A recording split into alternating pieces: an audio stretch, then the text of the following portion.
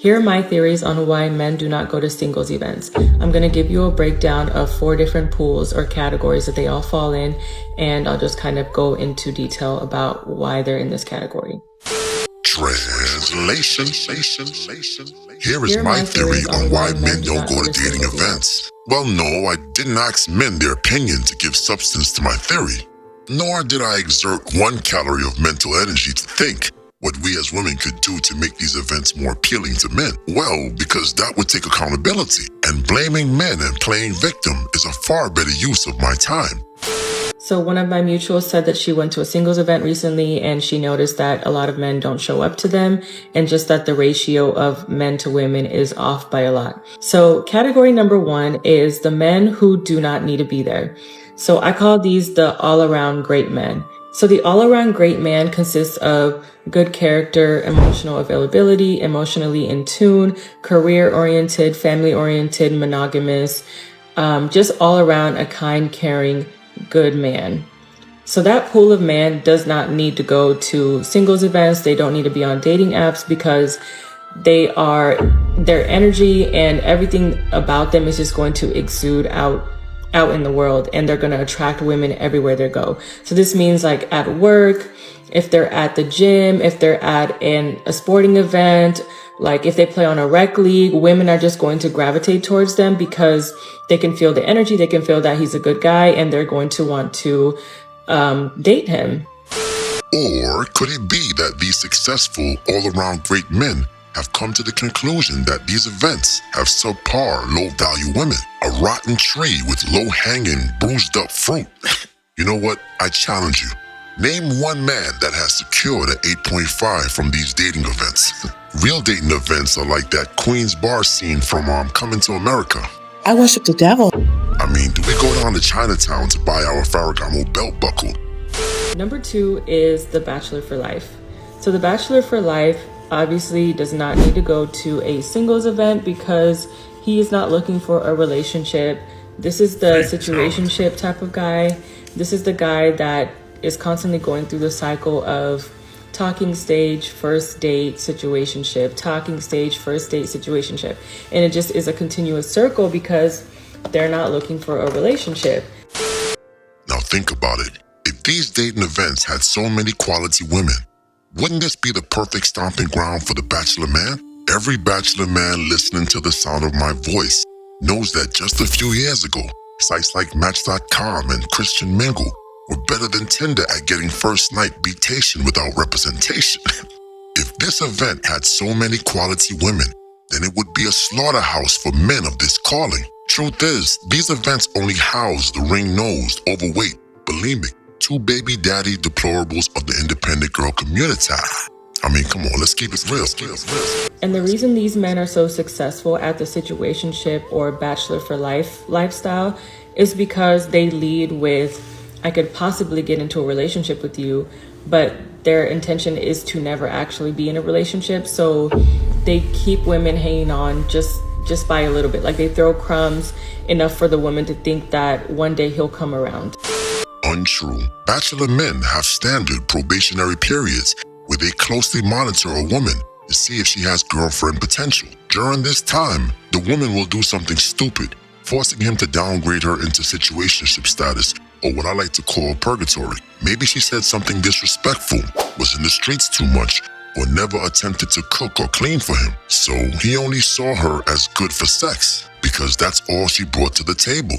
These women were never taught how to seduce and entrance a man effectively, so they will continue to be cast into purgatory. So don't blame the man for avoiding the deal because you were unable to close on the sell. These men are also single for life because they have this idea of a perfect woman in their head that doesn't exist. So from all of the women that they've dated, they take little pieces of their personality that they would want in their ideal woman.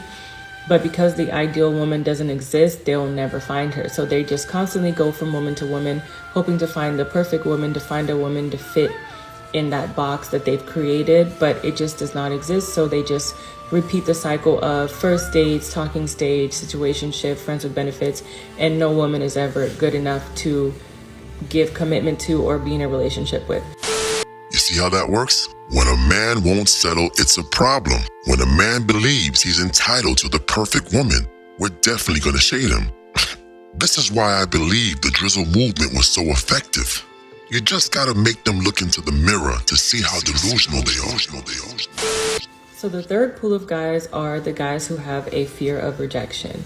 So a lot of men can have fear of rejection for many different things, but I'll give you the top two in my book. Again, all of these are just my opinion. So number one would be the man who's never approached a woman a day in his life.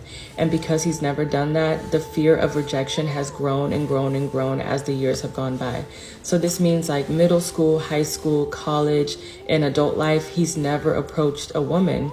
So because he's gone so long inflating this idea of what rejection will be like, the fear of rejection has become so big that it trumps him ever approaching a woman. Wow, this woman is evil. To this day. To this day. There is a campaign funded and run by women that tell men not to approach them in public. Videos about men being called gym creeps for just looking at a woman. Terms like invading my space, predator, and reactions like this.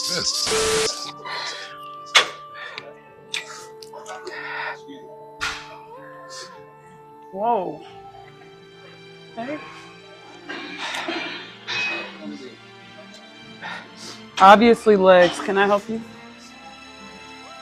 No, thank you. No, thank you. Really go help her. I'm seriously good.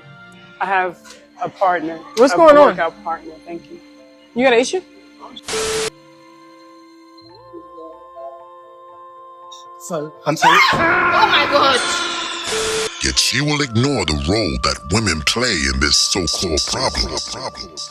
And it's interesting because women are socialized to let men down kindly because, for one, we're scared of being, you know what, if we say no. And number two, we're also just socialized to be kind or to be nice even when we're uncomfortable and we don't want to be kind and nice. So that fear of rejection is just irrational in my opinion because most women do let men down kindly. Think about it. If women were socially engineered to avoid conflict because they feared men, then we'd hardly ever see a Karen put her finger in a man's face in public. But hey. The last pool of men are the men whose egos will not allow them to be at something like a dating event. It could be because they think they're too good for it or because they just don't want to be seen asking for help. To conclude all of that, I also think there are men out there who just don't care to date and don't want to date, and that's why there's a hard time in bringing them into something like a singles event. Well, I think it's less ego and more self-respect. These modern women have gutted the nightclub and brought you into these fake artificial third spaces where they set the rules. They invite men into these events like pandas in a petting zoo. Men have rejected your third spaces because the women are deplorable, and these events rob us of our respect and authority. We will not jump on two legs and perform for you like one of those Siegfried and Roy tigers. Instead, we will leave you with a quote from the great Cartman himself. Screw you guys, I'm going home. He ain't lying. But wait a minute. You didn't smash the bell and press the like button. Blasphemy. And although you will never be worthy of a monarch such as myself, the Lord Destro would suggest that you poor fools at least give oligarchy a try. So evil.